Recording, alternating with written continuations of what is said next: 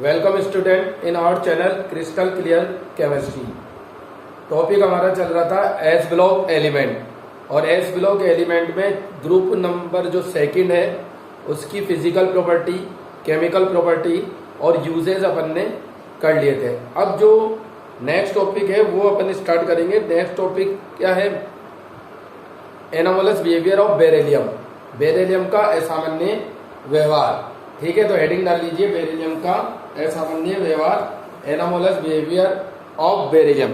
ठीक है, आपको पता है जैसे लिथियम जो है अपने ग्रुप के जो दूसरे एलिमेंट है उसके साथ क्या करता है, असामान्य व्यवहार प्रदर्शित करता है, मतलब एनोमलस बिहेवियर जो है वो शो करता है। ठीक है, इसी के साथ साथ बेरिलियम भी क्या करता है, एनोमलस बिहेवियर शो करता है। ठीक है, क्यों करता है? क्योंकि बेरिलियम में क्या होता है, उसका एटॉमिक साइज छोटा होता है, आयोनाइजेशन एंथैल्पी ज्यादा होती है, पोलराइजिंग पावर ज्यादा होता है। उसके साथ साथ बेरिलियम में भी क्या होते हैं, डी ब्लॉक एब्सेंस रहते हैं। इन प्रॉपर्टीज के चलते, इनके चलते क्या करता है, बेरिलियम असामान्य व्यवहार जो है वो प्रदर्शित करता है। ठीक है, अब ये असामान्य व्यवहार कौन से हैं, ये एनोमलस बिहेवियर कौन से हैं, प्लीज राइट डाउन।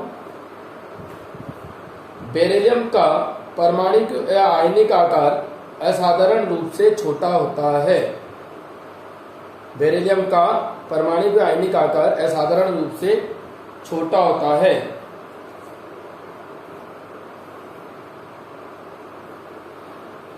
बेरिलियम के छोटे आकार तथा उच्च आयनन एंथैल्पी के कारण, बेरिलियम की छोटे आकार तथा उच्च आयनन एंथैल्पी के कारण इसके यौगिक सहसंयोजक प्रकृति के होते हैं। बेरिलियम के उच्च आयनन एंथैल्पी और छोटे आकार के कारण इसके यौगिक सहसंयोजक प्रकृति के होते हैं।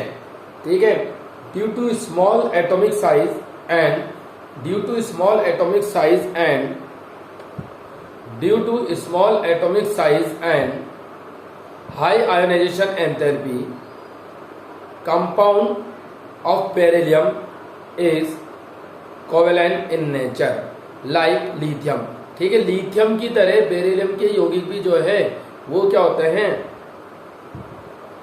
इसके छोटे आकार और उच्च आयनन एंथैल्पी की वजह से प्रकृति में सहसंयोजक होते हैं।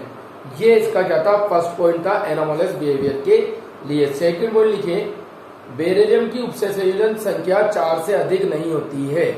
बेरिलियम की उपसंयोजन संख्या 4 से अधिक नहीं होती है क्योंकि इसके सहसंयोजी कोश में केवल 4 कक्षक होते हैं और वर्ग के अन्य सदस्यों की उपसंयोजन संख्या 6 होती है क्योंकि इनके पास डी कक्षक उपस्थित होते हैं। ठीक है ना। अब एक और इम्पोर्टेंट बात यहाँ सामने आती है कि जो बेरिलियम है उसके जो कोऑर्डिनेशन नंबर है, ठीक है ना, जो कोऑर्डिनेशन नंबर है, उपसंयोजन संख्या है, वो कितनी होती है, ओनली 4 होती है। Beryllium have coordination number only 4 because in beryllium D orbitals are absent. ठीक है, and other elements of group second exhibit co-coordination number 6 because these elements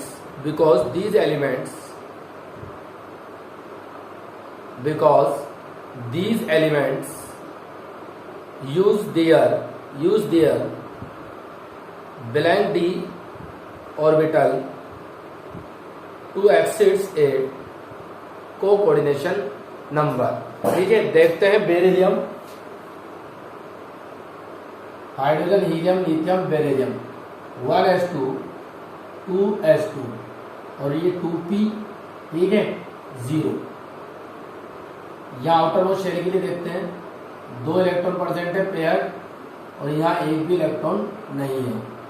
ठीक है, तो ज्यादा से ज्यादा ये इसकी ग्राउंड स्टेट, एक्साइटेड स्टेट में क्या कर सकता है, ये यहाँ से इलेक्ट्रॉन को अनपेयर करेगा और एक इलेक्ट्रॉन यहाँ एक्साइटेड स्टेट में चला जाता है। अगर देन फिर भी ये क्या कर सकता है 1 2 3 4।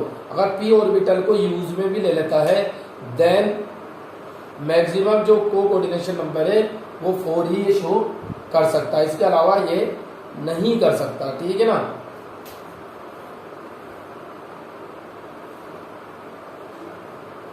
ठीक है, अब देखिए अगर बात करें बेरिलियम के बाद मैग्नीशियम की, तो उसके कोऑर्डिनेशन नंबर ज्यादा क्या हो सकता है वो अपन देखते हैं। ठीक है, magnesium 12, 1s2, 2s2, 2p6, 3s2। ठीक है, 3s, 3p, और यहाँ जो d ऑर्बिटल जो है ना ब्लैंक है। ठीक है, d ऑर्बिटल क्या है यहाँ प्रेजेंट है।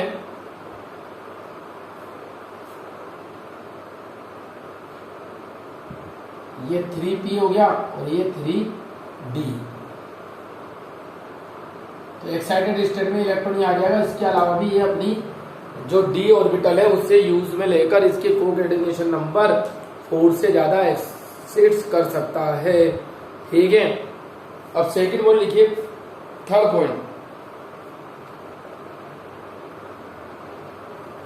अन्य सदस्यों के ऑक्साइड व हाइड्रोक्साइड, अन्य सदस्यों के ऑक्साइड व हाइड्रोक्साइड, अन्य सदस्यों के ऑक्साइड व हाइड्रोक्साइड के विपरीत बेरिलियम के ऑक्साइड व हाइड्रोक्साइड उभयधर्मी प्रकृति के होते हैं। It means amphoteric in nature. कैसे होते हैं? उभयधर्मी प्रकृति के। बेरिलियम के ऑक्साइड और हाइड्रोक्साइड कैसे होंगे? उभयधर्मी प्रकृति के, एम्फोटेरिक होंगे। It means it react with acid as well as base. ठीक है, तो oxide of beryllium is, oxide and hydroxide of beryllium is amphoteric in nature, is amphoteric in nature. अब डायगोनल रिलेशनशिप और करेंगे अपन किसकी? बेरिलियम की aluminium के साथ। मैंने आपको बताया था अगर कोई भी एलिमेंट है वो अपने से जो अगला जो ग्रुप है, नेक्स्ट जो ग्रुप है, उसके किसी एलिमेंट के साथ एक जैसा नेचर शो करता है तो उसे अपन क्या कहते हैं? डायगोनल, अपने से नेक्स्ट वाले से। ठीक है ना, तो वो क्या कहलाता है? डायगोनल रिलेशनशिप कहलाता है। ठीक है, ऐसा क्यों करते हैं कुछ एलिमेंट? क्योंकि ये जो बेरिलियम, लिथियम, इनका जो बेरिलियम का, जैसे बेरिलियम और एल्युमिनियम का एटॉमिक साइज क्या होता है? अप्रोक्स एक जैसा होता है। ठीक है, सिमिलर होता है। तो इनकी आयोनाइजेशन एंथैल्पी भी क्या होती है? सिमिलर होती है। इसलिए ये जो है डायगोनल रिलेशनशिप, विकर्ण संबंध ये प्रदर्शित करते हैं। ठीक है, अब डायगोनल रिलेशनशिप में क्या क्या प्रॉपर्टीज होंगी? फर्स्ट पॉइंट लिख लीजिए इसका, एल्युमिनियम के समान बेरिलियम भी शीघ्रता से अम्लों से प्रभावित नहीं होता है, क्योंकि धातु की सतह पर ऑक्साइड फिल्म उपस्थित होती है। ऑक्साइड की फिल्म मतलब layer. Like aluminum, beryllium can't react rapidly with acid because oxide layer is present on the surface of the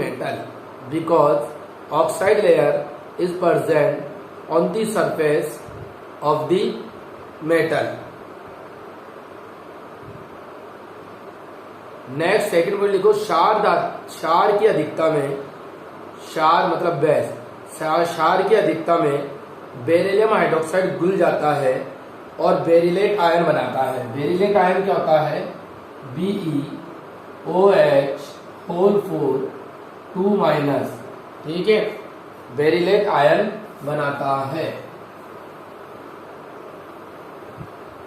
beryllium hydroxide घुल जाता है और क्या बनाता है? बेरिलेट आयन बनाता है। ठीक है, ठीक इसी प्रकार एल्युमिनियम हाइड्रोक्साइड भी एल्यूमिनेट आयन बनाता है। Beryllium hydroxide and aluminium hydroxide dissolve in presence of excess of alkaline solution and give berylate as well as eliminate ion. ठीक है, it is clear. Now next point is beryllium और aluminium के chloride सेतु बंधित chloride की रचना करते हैं. मतलब जो chloride होता है इनमें वो ब्रिज फॉर्म में होता है. ठीक है ना, LCl3 और BeCl2 में दोनों में क्या होता है, ब्रिज फॉर्म में बीच में क्लोराइड होता है, दोनों तरफ क्या होते हैं, मेटल होते हैं. ठीक है ना. Beryllium in structure of beryllium chloride and aluminium chloride chloride is chlorine is present in bridge form. और दोनों ही क्लोराइड कार्बनिक विलायकों में विलय होते हैं. दोनों के ही क्लोराइड, चाहे वो बेरिलियम क्लोराइड है चाहे वो एल्युमिनियम क्लोराइड है, वो क्या होते हैं, कार्बनिक विलायकों में क्या होते हैं, ऑर्गेनिक सॉल्वेंट में विलय होते हैं. जैसे एल्कोहल हो गया, ईथर हो गया, बेंजीन हो गया, कार्बन टेट्राक्लोराइड हो गया, एटसेट्रा. इसमें क्या होता है, वो डिजोल्व हो जाते हैं और क्या करते हैं, स्ट्रॉन्ग लुईस एसिड की तरह वर्क करते हैं. एंड बिहेव और work like as a strong Lewis acid. ठीक है. और मैं आपको बता दूं कि इसमें जो एल्युमिनियम क्लोराइड है, ठीक है, या बेरिलियम क्लोराइड है, इसका उपयोग कहाँ होता है, एक रिएक्शन अपन ने पढ़ी थी, फ्रीडेल क्राफ्ट रिएक्शन, FCR में इनका उपयोग होता है. ठीक है ना, फ्रीडेल क्राफ्ट अभिक्रिया में इनका उपयोग किया जाता है. ठीक है. लुईस एसिड की तरह वर्क कर रहे हैं, तो अपन ने देखा था LCl3 जो है उसका उपयोग किया जाता है हर कोई सी भी फ्रीडेल क्राफ्ट रिएक्शन है, चाहे वो बेंजीन की है, फिनॉल की है, टोलुइन की है, क्लोरोबेंजीन की है, ब्रोमोबेंजीन की है, आयोडोबेंजीन की है. फ्रीडेल क्राफ्ट रिएक्शन में as Lewis acid LCl3 is used mainly. ठीक है. बेरिलियम व एल्युमिनियम एवं एल्युमिनियम दोनों ही जटिल यौगिक बनाने की प्रवृत्ति रखते हैं. बेरिलियम और एल्युमिनियम दोनों ही जटिल यौगिक बनाने की प्रवृत्ति रखते हैं. फॉर एग्जाम्पल जैसे BeF4 2-, इसी तरीके से AlF6 3-. दोनों ही क्या है, कॉम्प्लेक्स कंपाउंड बनाने का नेचर रखते हैं. इन दोनों कंपाउंड को नोट कर लीजिए, ये क्या है, कॉम्प्लेक्स कंपाउंड है.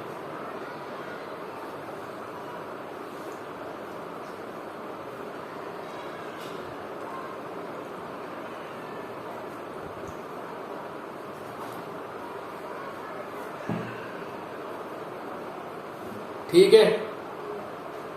तो ये क्या थी, बेरिलियम का एनामोलस बिहेवियर था, एनामोलस बिहेवियर ऑफ बेरिलियम.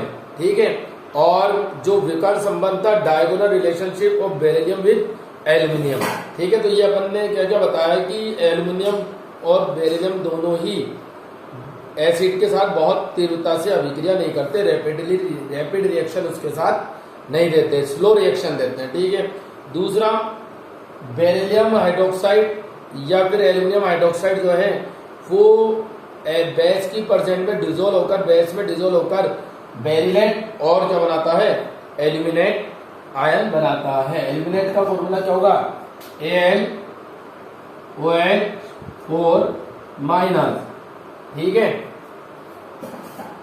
और थर्ड पॉइंट था कि दोनों के जो क्लोराइड हैं, बेरिलियम क्लोराइड है या एल्युमिनियम क्लोराइड है, दोनों के जो क्लोराइड हैं उसमें जो Cl है वो क्या होगा, सेतु बल के रूप में मिलता है. इस तरीके से.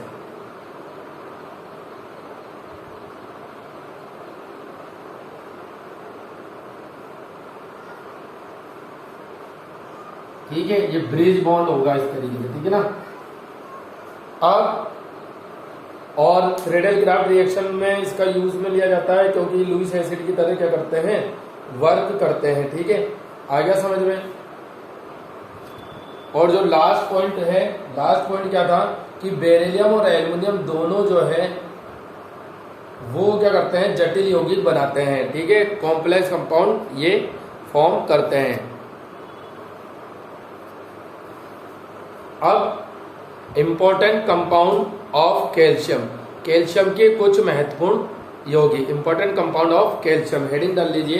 तो उसमें फर्स्ट पढ़ेंगे अपन कैल्शियम ऑक्साइड, जिसे कहते हैं बिना बुझा चूना, कैल्शियम ऑक्साइड। ठीक है, तो CaO कैल्शियम ऑक्साइड, इसका ये फॉर्मूला होगा कैल्शियम ऑक्साइड का। ठीक है, इंपॉर्टेंट कंपाउंड है। इससे क्या रोटरी क्लीन में बनाया जाता है चूने के पत्थर से, मतलब कैल्शियम कार्बोनेट। अगर कैल्शियम कार्बोनेट को अपन उच्च ताप पर हीट करें, मतलब 1070 टू 1270 केल्विन, बहुत उच्च ताप पे अपन इसे हीट करें तो कैल्शियम क्लोराइड ऑक्साइड बनेगा। For example calcium carbonate on heating approx temperature इसके लिए चाहिए। ठीक है, केल्विन में टेम्परेचर है। और आपको पता ही है कभी भी अगर इसे हीट किया जाता है, कार्बोनेट प्रेजेंट है किसी भी कंपाउंड में, तो CO2 गैस हमेशा क्या होती है, रिमूव होती है। तो यहां से भी बेटा CO2 गैस रिमूव होगी, ये CO2 रिमूव है और क्या बन जाएगा, कैल्शियम ऑक्साइड। ठीक है, और ये जो CO2 यहाँ प्रोड्यूस हो रही है, इसे क्या करते हैं, तेजी से रिमूव करते जाते हैं, अलग करते जाते हैं, पृथक करते जाते हैं, सेपरेट करते जाते हैं। क्यों? क्योंकि अगर ये यहाँ प्रेजेंट होगी तो ये वापस कैल्शियम ऑक्साइड से रिएक्शन करके कैल्शियम कार्बोनेट बना सकती है। ठीक है, तो ये रिएक्शन आप नोट कर लीजिए।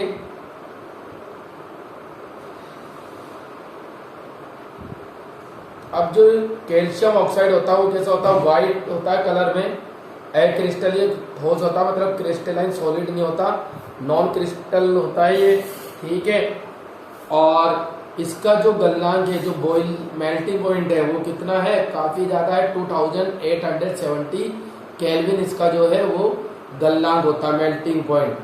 और अगर इसे वायु में खुला छोड़ दिया जाए तो ये क्या कर लेगा, नमी और कार्बन डाइऑक्साइड को एब्जॉर्ब कर लेता है, अवशोषित कर लेता है।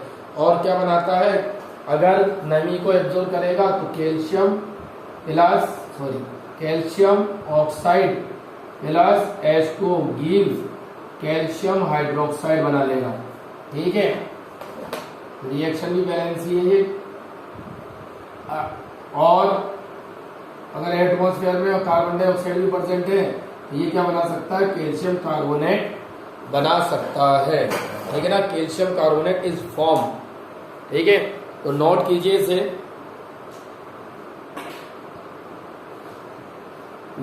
नमी मतलब मॉइस्चर लिख लीजिए, कैल्शियम ऑक्साइड वायु में उपस्थित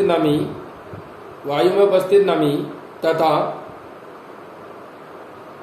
कैल्शियम ऑक्साइड वायु में उपस्थित नमी तथा CO2 से या CO2 को अवशोषित कर क्रमशः कैल्शियम हाइड्रोक्साइड और कैल्शियम कार्बोनेट का निर्माण करता है। ठीक है, लिखिए, कैल्शियम ऑक्साइड रिएक्ट विद और absorb water molecule gives calcium hydroxide and react with CO2 gives calcium carbonate।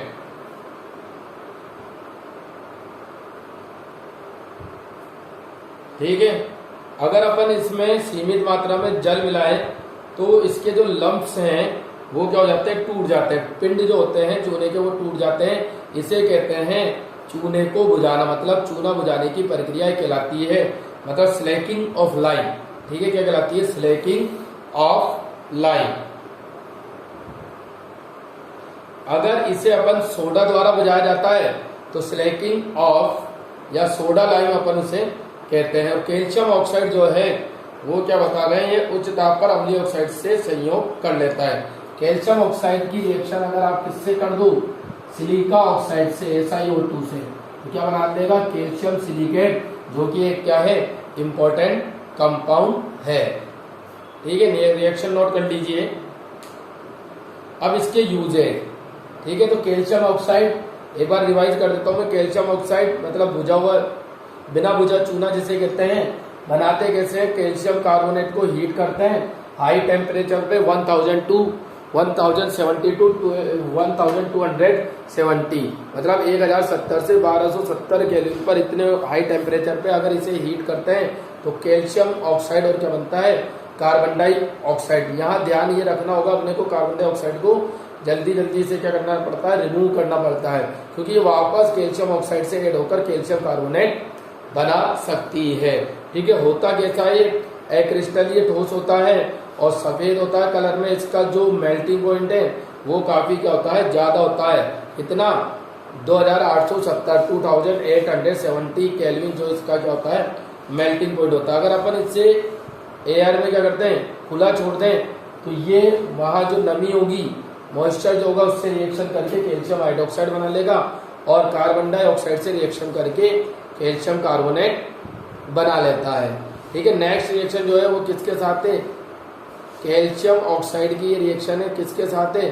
Silica oxide के साथ है। क्या बना रहा है? Calcium silicate, CaSiO3। और इसी तरीके से फास्फोरस के ऑक्साइड से रिएक्शन करके कैल्शियम फॉस्फेट भी ये बनाता है, CA3PO4 का होल ट्वाइस, जो इसका फॉर्मूला होता है। ठीक है ना। अब देखिए कुछ इसके क्या है यूजेज, रिएक्शन नोट कर लीजिए। ये तो छोटे छोटे कंपाउंड है, यहाँ बिल्कुल इजी इनका प्रोसेस है। कोई सा भी क्वेश्चन इसमें से पूछा जा सकता है, कैसे इसे फॉर्म किया जाता है या स्लैग लाइन क्या होता है। ठीक है ना। चूना बुझाने की प्रक्रिया क्या होती है, बिना बुझा चूना इनमें से है, ऑप्शन दे दिए जाएंगे। तो आपको याद रहनी चाहिए पर्टिकुलर चीज, बिना बुझा चूना कौन सा है, बुझा चूना कौन सा है। ठीक है, इनके यूजेज में से क्वेश्चन किया जा सकता है। ठीक है, एक दो यूजेज है वो अपन देखते हैं, फिर नेक्स्ट वीडियो में नेक्स्ट कैल्शियम के कंपाउंड के साथ या ये टॉपिक क्लियर होने के बाद अपन स्टार्ट करेंगे पी ब्लॉक एलिमेंट। ठीक है, तो बिल्कुल इजी चैप्टर था ये, क्वेश्चन आंसर भी इसके सॉल्व करेंगे। अब लिख लीजिए uses of calcium oxide, calcium oxide के उपयोग सीमेंट के निर्माण में। फर्स्ट क्या है? Formation of cement. सीमेंट के निर्माण में ये प्राथमिक पदार्थ की तरह काम में लिया जाता है, मतलब इंपॉर्टेंट कंपाउंड है ये सीमेंट को बनाने में।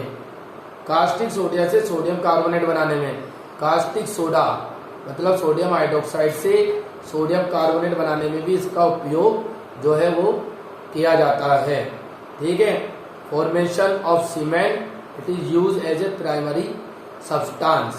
सेकेंड लिखो, formation of sodium carbonate, formation of sodium carbonate by caustic soda, formation of sodium carbonate by caustic soda. It means it is use to form sodium carbonate by caustic soda, शर्करा के शुद्धिकरण में, purification of sugar, purification of sugar एवं रंजकों के निर्माण में।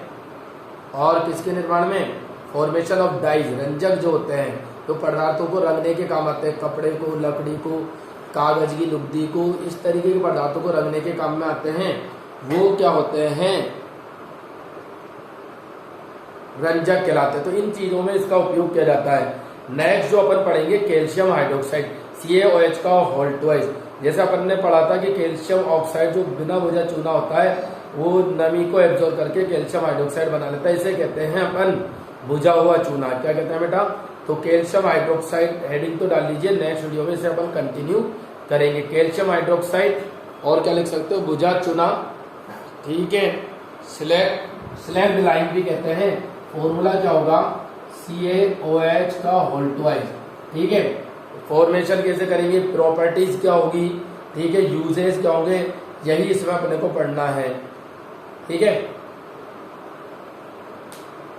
और किससे रिएक्शन करके कौन से इंपॉर्टेंट कंपाउंड ये बनाएगा। तो इस वीडियो में अपन इतना ही करेंगे। उम्मीद करता हूँ ये जो टॉपिक अपन ने आज पढ़े हैं वो आपको क्लियर हो गए होंगे, समझ आ गए होंगे अच्छे से। तो इस टॉपिक से रिलेटेड एक दो क्वेश्चन जो भी बन रहे हैं उसको आप सॉल्व करने की कोशिश कीजिए। ठीक है, नेक्स्ट वीडियो में मिलेंगे इसके नेक्स्ट टॉपिक के साथ कैल्शियम के कुछ महत्वपूर्ण उपयोग के साथ ही कंटिन्यू रखेंगे। Important compound of calcium. Thank you very much all of you.